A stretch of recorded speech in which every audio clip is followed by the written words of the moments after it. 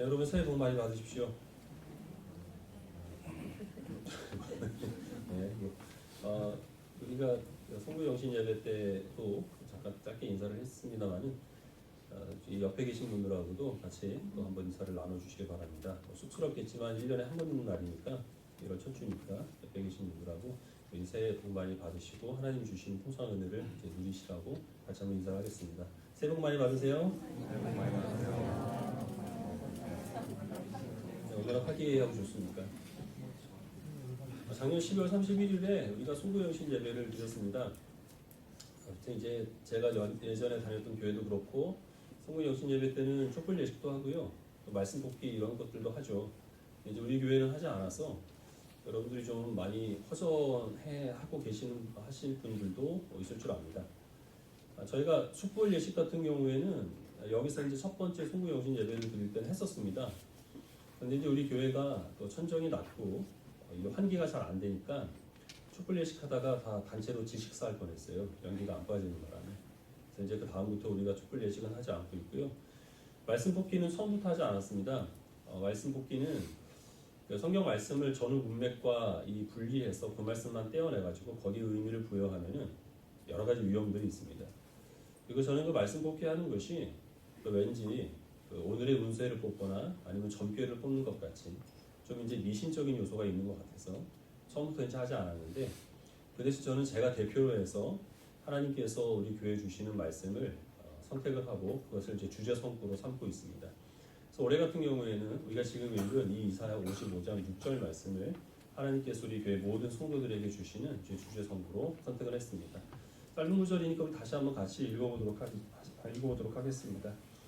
이사야 55장 6절 말씀 같이 넘겨주시겠어요? 그리고 전으로 가야죠. 한참 넘겨. 같이 읽겠습니다. 시작. 너희는 여호와를 만날 만한 때에 찾으라. 가까이 계실 때에 그를 부르라. 아주 짧은 말씀이니까 여러분들이 어려움 없이 암송하실 수 있을 줄 믿습니다. 이 말씀 명령으로 되어 있습니다. 너희는 하나님을 만날 만한 때에 찾으라. 가까이 계실 때에 그를 부르라. 모든 이 성경 말씀은 항상 거기에 하나님의 약속이 내포되어 있습니다. 이 명령은 항상 하나님께서 너희가 그렇게 하면 내가 이렇게 하겠다라는 약속이 포함되어 있는데요. 그래서 이 이사야 55장 6절 말씀에는 우리가 하나님을 찾을 때에 하나님께서 우리를 만나 주시겠다라는 약속이 여기에 함께 포함되어 있는 겁니다. 우리가 하나님께 부르짖을 때 하나님께서 우리에게 응답하시겠다는 약속이 있기 때문에 그래서 하나님께서 이것을 우리들에게 요구하신다라는 것입니다. 하나님을 만나고 하나님을 찾는 것이 무엇이 중요하길래 하나님께서 우리들에게 이것을 약속하셨고 또 그것을 명하셨는지, 그리고 우리가 올 한 해 왜 우리들은 하나님과의 만남을 우리 삶에 있어서 우선순위에 놓고 그것을 사모해야 하는지 우리가 그것에 대해서 살펴보려고 하는데요. 하나님과의 만남이 먼저는 우리 기독교 신앙의 본질이기 때문입니다. 하나님께서 우리를 신자로 불러주신 이유가 바로 이제 그것이고, 우리가 또한 힘써서 우리의 평생에 걸쳐 이루어내야 할 것이 하나님을 가까이 하고 하나님을 만나는 것이기 때문에 그렇습니다. 왜 이것이 중요한가라고 하면 다른 많은 종교와 우리 기독교를 구분짓는 표지가 되는 것이 바로 우리 신자와 그리고 하나님과의 만남이기 때문에 더욱더 이 말씀이 중요합니다. 김용호라는 배우가 있는데요. 얼마 전에 텔레비전 프로그램에 나와서 자기가 종교를 바꾼 이유가 무엇인지에 대해서 이제 한 이야기를 제가 기사로 봤습니다. 이분은 원래 불교 신자였습니다. 그냥 이제 절에만 가끔 가는 정도가 아니고, 젊었을 때는 이제 머리를 깎고 이 수행하기 위해서 절에서 한동안 시간을 이제 보내는 정도로 출가하려다가 포기한 그런 사람인데요. 작년에 이제 이분이 육종암 판결을 받습니다. 육종암은 뼈에 암이 생기는 건데 치료가 쉽지 않다고 해요. 근데 병원에 가서 육종암 판정을 받고 이제 의사 선생님한테 이런저런 비관적인 얘기를 들으니까 기도해야 되겠다라는 생각이 들더랍니다. 근데 사람이 기도할 때 보통 하나님께 기도하지 부처님께 기도하지는 않는 것 같아서 그래서 자기도 일단 하나님께 기도를 했대요. 근데 이제 그날 밤에 꿈에 하나님이 나타나셔가지고 자기에게 십자가를 건네주시더라는 겁니다. 그래서 잠에서 깬 다음에 하나님께서 이 병을 낫게 해주시면 내가 이제 그때부터 교회 다니겠습니다 약속을 했답니다. 그리고서 이제 병원에서 몇 달에 걸쳐서 이제 여기저기 조직 검사를 받았는데 검사 결과가 나올 때마다 다 이제 양성 판정이 나와서 너무나 감사한 마음에 약속을 했으니까 그래서 이제 그때부터 교회를 다녔답니다. 근데 이제 교회에 다닌 지 얼마 되지 않아서 좀 적응이 잘 안 되더라. 이런 얘기를 한 텔레비전 예능 프로에 나와서 했습니다. 저희 간증을 하는 거죠. 참 신기한 일인데 사실 이제 이런 간증은 낯선 것은 아니에요. 최선규라는 아나운서가 있습니다. KBS, SBS에서 이런 공중파에서 오랫동안 활동을 했기 때문에 나름대로 이제 이름이 알려진 분인데요.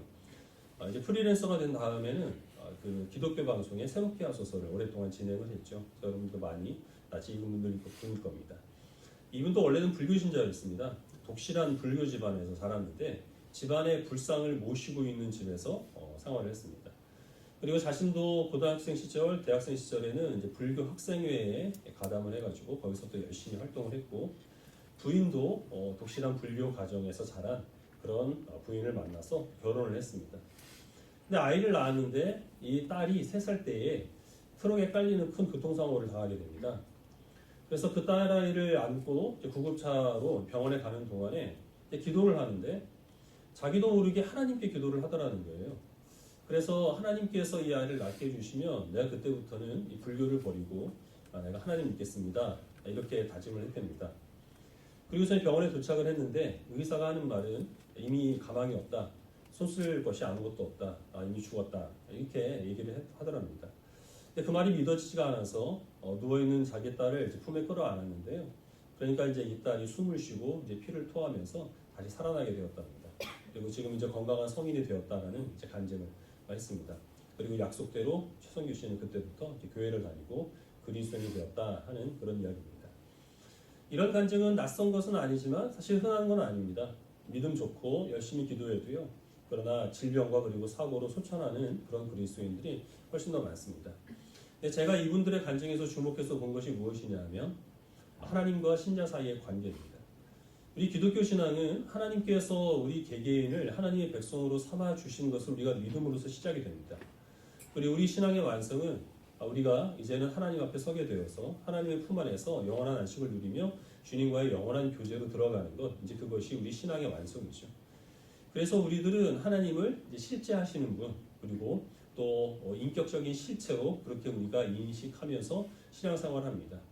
하나님은 물론 신이시기 때문에 인격이란 말은 어울리지 않고 신격이라고 해야 어울리지만 우리가 이해할 수 있는 한도 내에서는 하나님은 우리와 다른 존재, 완전한 타자이기 때문에 그래서 이제 인격적인 실체라고 우리가 이제 편의상 그렇게 표현을 하는 겁니다. 그래서 하나님은 하나님이시고 우리는 우리입니다. 우리가 구원을 받아도 우리가 하나님이 되는 일은 없습니다. 우리가 나중에 천국에 가도 그래도 우리는 여전히 우리이고 하나님은 하나님이십니다. 그러나 우리는 우리가 몰랐던 하나님을 알게 되고 그 하나님을 만나게 됨으로써 하나님과 교제를 하고 이제 그 하나님과 영원한 동행을 이제 하게 되는 것이 신앙생활의 시작이고 마지막이라는 거죠. 그래서 우리들에게 있어서는 사실 기도하는 것이 별로 어려운 것이 아닙니다. 우리가 다른 사람들에게 대화를 하는 것처럼 우리는 자연스럽게 어떤 필요가 있을 때는 하나님께 도움을 구하죠. 그리고 그 하나님께서 우리들에게 성경을 통하여서 말씀해 주신 것에 대해서 우리는 하나님께서 내게 이렇게 말씀하셨다라는 것을 아무런 이 부자연스러움 없이 우리는 고백을 합니다. 하나님은 하나님이시고 우리는 우리인데 그러나 만약에 어떤 사람이 우리가 구원에 이르거나 아니면 어떤 단계를 거쳐서 우리가 신이 된다라고 그렇게 얘기를 하면 그건 기독교 신앙이 아닙니다. 그거는 뉴에이지 사상이고요. 그 동양적인 범신론에서 나온 그릇된 생각입니다. 그러나 이제 불교 신자들은 그 절대자에 대해서 우리가 다른 인식을 갖고 있습니다. 그 사람들이 생각하는 부처라고 하는 존재는 자기와는 다른 어떤 존재가 아니라 자기가 나중에 되어야 할 목적입니다. 이삭바모니가 보리수나무 아래에서 이 깨달음을 통하여서 그가 이제 부처가 된 것처럼 이 불교 신자들도 팔정도와 그리고 또 수행과 깨달음, 해탈 이런 것들을 통하여서 자기 자신이 부처가 되는 것을 목적으로 하여서 신앙생활합니다. 부처도 다양한 종파가 있고 또 불교 신자들 가운데서도 다양한 모습으로 신앙생활하기 때문에 일반적으로 이것이다 라고 이렇게 얘기하기는 어렵지만 원래 불교 교리는 그렇습니다. 그래서 이제 이 사람들의 경우에는 이 부처를 인격적인 실체로 인식을 하지 않아요. 범우주적인 어떤 에너지, 그냥 막연한 신적인 존재 그렇게만 파악을 할 뿐입니다. 그렇기 때문에 그들의 신앙생활에 있어서는 이 신자와 그 절대자의 그 부처 사이의 어떤 인격적인 관계에 대해서는 별로 그다지 중요하게 여기질 않습니다. 물론 그들 중에서도 어떤 대상을 향하여서 기도를 하는 사람은 있기는 있지만 그러나 그들에게 있어서 이 목적을 하는 것은 자기 자신이 신이 되는 것이기 때문에 사실 앞에 말했던 이 경우와 같이 자기 힘으로 어떻게 손쓸 수 없는 그런 어려움을 만났을 때는 누구에게 기도를 해야 될지 모른다는 겁니다. 자기 자신이 신인데 누구를 의지하고 누구에게 이런 어려운 환경들을 상황들을 토로를 하겠습니까?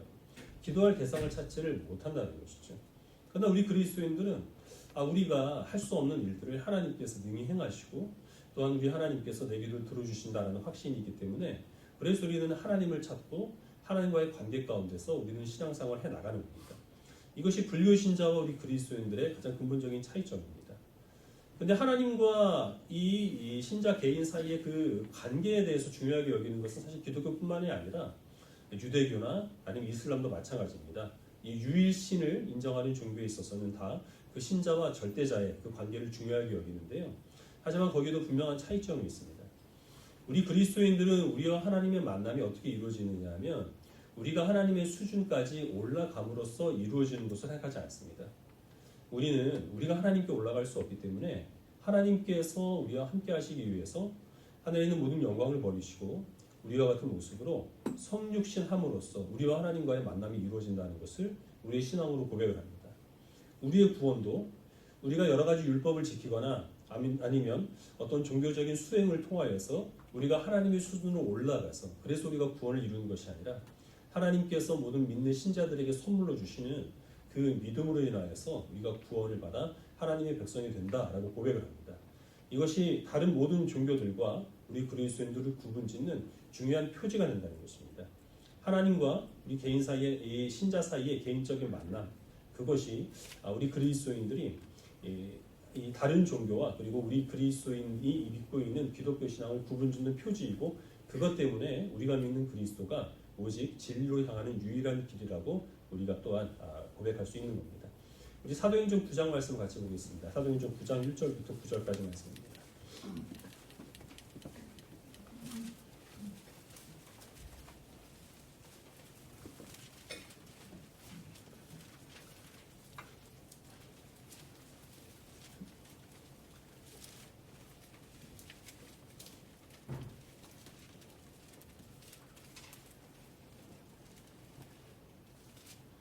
사도행전 9장 1절을 제가 먼저 읽고 9절까지 한 주씩 읽어보겠습니다. 사울이 주의 제자들에 대하여 여전히 위협과 살기가 등등하여 대제사장에 가서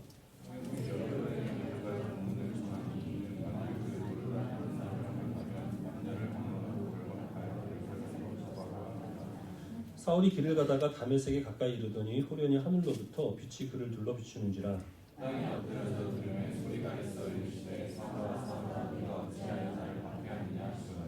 대답하되 주여 누구시니까 이르시되 나는 내가 박해하는 예수라. 너는 일어나 시내로 들어가라. 내가 행할 것을 내게 이를 자가 있느니라 하시니 같이 가던 사람들은 소리만 듣고 아무도 보지 못하여 말을 못하고 서 있더라. 사울이 안에서 일어나 눈떴으나 아무것도 보지 못하고 사람의 손에 그가 다메섹으로 들어가서 읽겠습니다. 사흘 동안 보지 못하고 먹지도 마시지도 아니하니라. 아멘. 사울은 바리새인이었습니다. 율법을 연구하는 사람이고 또 유대인들에게 율법을 가르치는 랍비였습니다. 이 사울에게 있어서 이 예수님은 자기 스스로 하나님의 아들이라고 주장을 하다가 하나님께 저주를 받아 나무에 달려 죽은 그런 죄인에 불과했고요. 그 사울에게 있어서 그리스도인들은 이 죽은 예수의 부활을 증거하고 그를 하나님의 아들이라고 그렇게 사람들을 미혹시키는 자기가 잡아다가 죽여야 하는 원수였습니다. 그래서 이 사울은 자기가 가지고 있는 그 율법 지식에 의하여서 그리고 자기의 종교적인 열심에 의하여서 이 그리스도인들을 핍박하는 데에 열중했습니다. 그리고 그리스도인들을 잡아다가 죽이기 위하여서 다메섹으로 가는 도중에 큰 빛을 만나게 됩니다. 그 빛은 사울에게 사울아 사울아 내가 어찌하여 나를 핍박하느냐 라고 물었고 사울은 주여 누구십니까? 라고 묻습니다. 그때 이 빛이 대답하기를 나는 내가 핍박하는 예수라 라는 그런 음성을 듣습니다. 예수 그리스도를 여기에서 이제 만나게 된 것이죠. 그리고 이제 바리새인 사울은 그 예수 그리스도의 하나님의 아들 되심과 부활을 생명을 다하여서 증거하는 그런 사도 바울로 변화되게 됩니다. 사울은 원래 하나님을 알고 있는 사람이었습니다. 원래 종교인이었죠. 하지만 이 사울은 하나님께서 자신을 만나주시거나 자기가 하나님을 만나야 한다는 그런 하나님과의 그 만남에 대한 필요성을 그는 전혀 헤아리지를 못하고 있었습니다. 그런 상태에서 이 사울은 그가 율법에 능통했고 또 구약의 모든 말씀들을 잘 알고 있는 사람이었지만 이 모든 율법과 선지서의 그 실체가 되시는 예수 그리스도를 하나님의 아들로 믿지를 못했던 겁니다. 그는 오히려 그 율법을 이용해서 그리스도인들을 핍박했습니다. 그리고 그에게 있어서 이 율법은 자기 자신을 치장하는 장식품에 불과했던 겁니다. 그러나 예수님을 만나고 나서 모든 것들이 변하게 되었습니다. 그는 자기가 알고 있는 율법 지식을 활용해서 이제는 예수 그리스도께서 하나님의 아들이라는 사실을 증거하는 사도로서 자신의 삶을 드리게 됩니다. 그리고 이제 그에게 있어서는 구원은 율법을 준수함으로써 주어지는 것이 아니라 하나님께서 택하신 자에게 은혜로 허락하여 주시는 믿음으로 말미암아 주어지는 것이라는 이 구원의 소식을 전하는데 자신의 삶을 바치게 됩니다. 지금 우리가 앞에 살펴봤던 김용호 씨나 아니면 최성규 씨나 여기 사도 바울과 같이 하나님과의 만남이 이런 극적인 체험으로서 이루어지는 것은 아닙니다. 하지만 분명한 것은 우리가 어떤 종교 생활에 몰두한다고 하더라도 사울처럼 하나님을 전혀 모르는 상태에서 예수 그리스도와는 상관없이 그렇게 우리가 종교 생활에 몰두할 수 있다는 겁니다. 그리스도와 만나고 하나님과의 만남이 이루어지게 되면 그때 비로소 우리의 이 종교적인 생활은 하나님께서 우리들을 불러주시는 목적 그대로 하나님과 교제하는 신앙생활로 온전하게 변화가 된다는 것이죠. 하나님과의 만남은 그러나 어떤 일반적인 모습으로 이루어지는 것이 아닙니다. 100사람의 성도가 있다면 하나님과의 만남은 100가지 형태로 이루어지게 되고 어떤 성도들은 실제로 하나님을 만났음에도 불구하고 자기가 그것을 인식하지 못하고 지나갈 수도 있습니다. 그리고 한 개인이 여러 차례에 걸쳐서 다양한 방법으로 하나님과의 만남을 경험할 수도 있는 겁니다. 별로 궁금히 여기지 않으시겠지만 제 개인적인 경우를 말씀을 드리면 제가 인식하는 한도 내에서 저는 지금까지 3번에 걸쳐서 하나님을 만나는 일이 있었습니다. 첫 번째 하나님을 만남은 제가 하나님을 전혀 알지 못했고 예수님께서 뭘 하시는 문제에 대해서 관심도 없을 때에 그때 그저 교회에서 사람들이 친절하게 대해주니까 그게 좋아서 교회를 나왔던 중학생 시절이었습니다. 수련회를 따라갔는데 마지막 날 밤에 이제 기도회를 했습니다. 저는 물론 기도도 할 줄 몰라서 그냥 가만히 눈을 감고 있었죠. 근데 그때 갑자기 사도 바울이 경험했던 것과 비슷한 경험을 하게 됩니다. 물론 어떤 눈으로 본 것이나 귀로 들은 것은 없었는데요. 예수님께서 큰 영광 가운데 제 앞에 계신다라는 이제 분명한 확신을 갖게 됐습니다.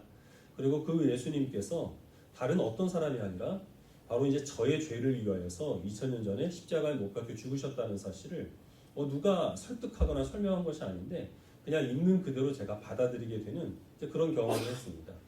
그때부터 저는 어디에 가서든 누구든지 제가 그리스도인이라는 사실을 부끄러움 없이 증거를 했고 신앙인으로서 살아오게 됐습니다.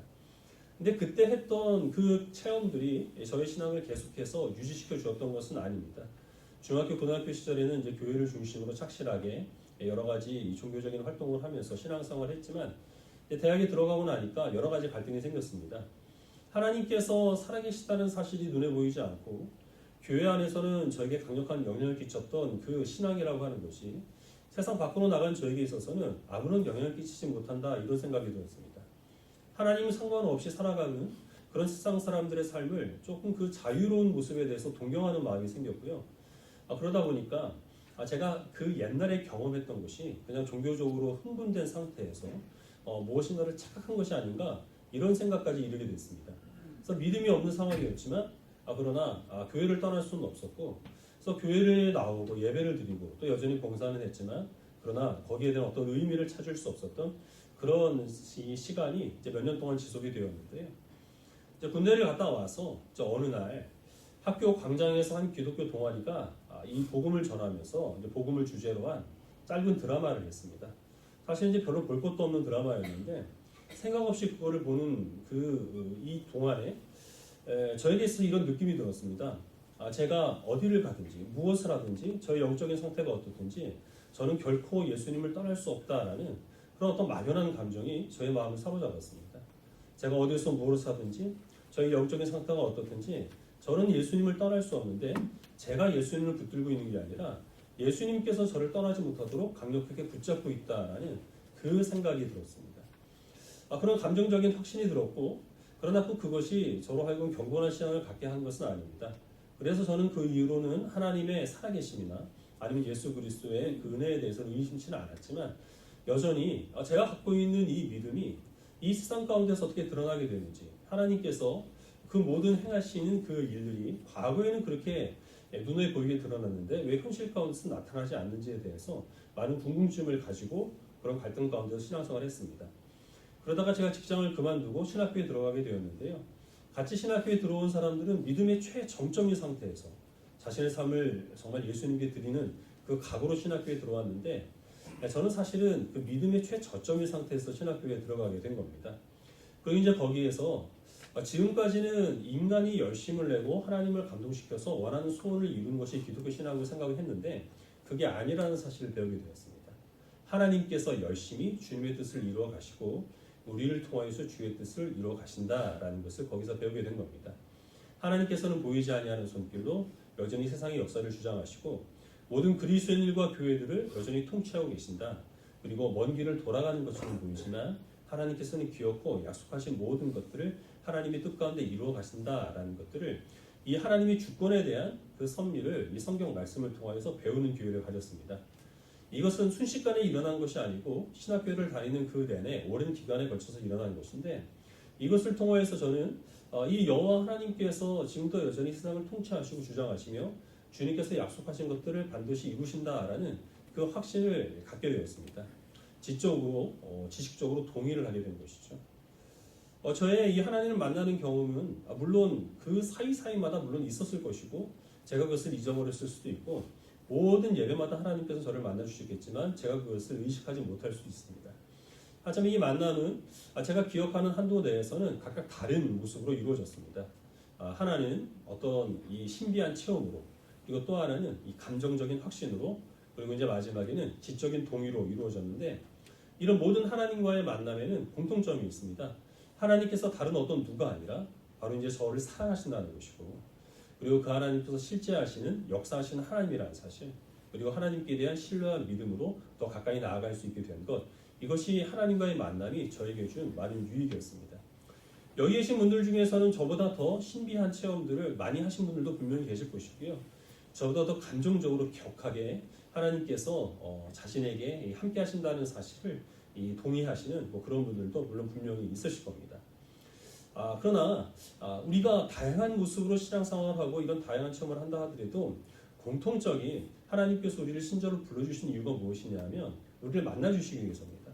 우리를 가까이 불러주시고 우리와 깊이 있게 교제하시기 위하여서 그래서 하나님께서 우리를 신자로 불러주셨고 특별한 이 예배하는 이 자리로 우리를 인도하여 주셨다라는 것입니다.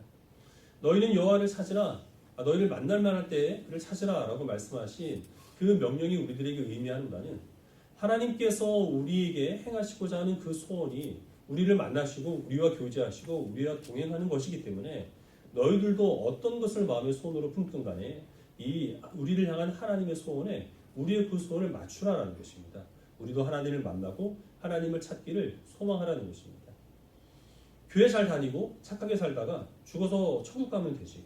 굳이 이 하나님과의 만남이 무엇을 의미하는지도 모르는데 그것을 사모할 필요가 무엇이겠냐라는 그런 생각을 하신다면 사람들이 얼마나 이 사람과의 관계에 집착하고 있는지를 한번 돌아보시기 바랍니다. 가끔 이제 카페나 아니면 식당에 가면은 옆 테이블에 앉은 사람들이 하는 이야기를 들을 때가 있습니다. 저는 목사라 그런지요. 이 교회에서 와서 이 교회에 대한 이런 이야기를 하시는 분들의 이야기는 정말 잘 들립니다. 멀리 앉아서 하시는 분들의 이야기도 귀에 쏙쏙 들어오는데요. 가끔 이제 이런 이야기들을 하시죠. 그 자리에 없는 어떤 집사님이나 아니면 자기의 교회 담임 목사님의 욕을 할 때가 있어요. 근데 그분들의 이야기를 들어보면요. 그 교회는 사람이 다닐 교회가 아닙니다. 근데 그분들은 욕하면서 다녀요. 왜 그렇겠습니까? 관계 때문에 그렇습니다. 거기서 형성된 교제권이 있기 때문에 그것을 포기하고 다른 곳에 가서 새롭게 시작하기에는 용기가 나지 않고 번거로우니까 그럼에도 불구하고 어떤 그 교회 방침에 마음에 들지 않고 목사님의 설교가 성에 차지 않고 교회에 자기를 핍박하는 원수가 있어도 그래도 그냥 욕하면서도 그런 교회에 꿋꿋이 다니는 겁니다. 그리고 또 이 사람이 이 성도가 교회를 떠나는 이유도 사실 여러 가지 이유를 대지만 근본적으로는 이 관계에 문제가 생겼을 때 즉 이제 결정적인 계기가 되는 경우가 사실 많이 있죠. 이것을 이용하는 사람들이 있습니다. 이단들이 그렇습니다. 요즘 신천지가 이 대학생들을 집중적으로 포섭하고 있는데요. 선후배 간의 관계를 이용합니다. 정말 잘해줍니다. 그래서 자기의 부모도 등칠 정도로 완전히 그 선배를 철저하게 의지하고 신뢰하게 만들어 놓고 그 다음에 이제 신천지로 포섭을 하는 겁니다. 여호와의 증인도 사실 비슷합니다. 여호와의 증인이 자기 이 전도 대상자들에게 간승회까지 다 내줄 정도로 얼마나 극진하게 잘해주시는지는 경험해 보신 분들은 알 겁니다. 사람들은 다른 사람들과의 관계에 집착을 할 수밖에 없습니다. 왜냐하면 하나님께서 우리를 그렇게 만드셨기 때문에 그렇습니다. 하나님께서 우리를 다른 사람들과의 관계에 집착하게 만드신 이유는 어거스틴이 말한 바와 같이 우리는 하나님 안에서 안식을 누리기까지 결코 쉼을 얻지 못하도록 하나님께서 우리를 창조하셨기 때문입니다. 우리 마음에 빈 공간을 만들어 주셔서 하나님께서는 그것으로 이 하나님으로 충만케 되는 것으로 우리를 만족 삼도록 그렇게 창조하셨는데 우리가 그렇게 하나님으로 채워야 할 그 빈 공간을 다른 사람들과의 관계 아니면 세상의 어떤 즐거움 아니면 다른 신을 의지하는 것 그런 것들로 우리가 만족 삼으려 할 때는 그것이 이제 우상 숭배가 되는 것이죠. 이 기독교 신앙은 우리가 다른 사람과의 어떤 관계나 아니면 우리 마음속에 있는 빈 공간을 세상에 있는 어떤 만족으로 채우게 하지 않고 오직 그것을 하나님과의 관계로 하나님과의 만남으로 주님과 동행하는 것으로 채우고 그것으로 만족을 누리는 것이라는 사실을 기억하시기를 바랍니다. 기독교 신앙의 처음과 끝은 하나님과의 만남에 있습니다. 하나님께서 우리를 불러주심으로 우리가 신앙생활을 하게 되는 것이고 우리가 궁극적으로 바라볼 우리 신앙생활의 목적은 하나님의 품 안에서 주님과 영원히 교제하며 동행하는 것, 그 은혜를 누리게 되는 것입니다. 우리가 신앙생활하면서 여러 가지 어려움들을 만날 수 있습니다. 우리 어린 자녀들이 나이를 먹으면서 그렇게 순수하게 하나님 믿던 아이들이 교회를 점점 등지게 되는 일들이나 아니면 시험에 빠져서 열심히 있던 성도들이 이제는 껍데기만 남은 이 껍데기만 남은 그런 신자가 되는 것들이나 아니면은 우리들이 입술로는 정말 하나님께 생명까지 다 내놓을 것처럼 그렇게 헌신을 맹세를 하지만 실제로 우리의 삶에서는 우리가 자신을 위해서 물질이나 시간이나 어떤 우리의 노력을 드리는 것은 아깝게 여기지 않으면서 하나님을 위하여서 헌신하는 삶에 있어서는 여러 가지 이 인색함으로 인해서 어려움을 느끼게 되는 그런 모든 문제의 궁극적인 원인은 사실은 하나님과의 만남에 있습니다. 우리가 로마서 말씀을 몇 주 동안 쉬고 이제 하나님과의 만남을 주제로 하여서 말씀을 증거하려고 하는데요. 한 가지 분명히 기억할 것은 우리가 해야 될 것이 우리가 어떻게 하나님을 만나고 우리가 어떻게 하나님과 교제하게 될 것인가 이런 하나님의 만남에 대한 요령이나 방법을 터득하는 것에 있는 것은 아니라는 겁니다. 만나 주시는 분은 하나님이십니다. 주도권이 하나님께 있기 때문에 우리가 하나님을 어떻게 해야 만나게 될 것인가 하는 것들을 아무리 연구해도 그것은 무의미합니다. 다만 이 하나님과의 만남을 주제로 해서 우리가 생각해 볼 것은 하나님과의 만남을 우리가 왜 사모해야 하는가라는 것과 하나님을 만난 주의 백성들은 그 삶 가운데서 어떤 것이 이 신앙의 열매로 드러나는가 하는 것입니다. 그래서 이것을 주제로 해서 우리가 말씀을 살펴볼 때 아직 하나님의 만남을 경험하지 못한 주의 백성들에게는 내가 정말 주님을 만나야겠다, 내가 정말 주님을 찾아야겠다고 하는 그런 간절한 소망이 일어나게 되는 것이 먼저는 목적이고요. 과거에 하나님을 만난 경험이 있지만 그러나 지금은 삶에 치여서 여러 가지 시험으로 인하여서 그런 인생의 목적들 그리고 방향들이 흐트러진 성도들에게는 다시 한번 삶의 목적과 그리고 신앙생활의 방향을 재정립하는 기회를 주기 위함입니다. 실제로 하나님께서 우리를 만나 주셨지만 우리가 그것을 인식하지 못할 수도 있습니다. 그래서 그런 성도들에게는 내가 어떤 감정적으로 감각적으로 하나님을 만난 그런 경험을 한 적은 없지만 그럼에도 불구하고 하나님께서 나를 신자로 불러주셔서 나를 만나주시고 나와 교제하시고 나와 영원토록 동행하신다는 믿음과 확신을 갖게 하는 그것이 이제 목적입니다. 너희는 나를 만날 만한 때에 찾으라 라고 그렇게 말씀하신 이 하나님의 약속을 믿으시기를 바랍니다.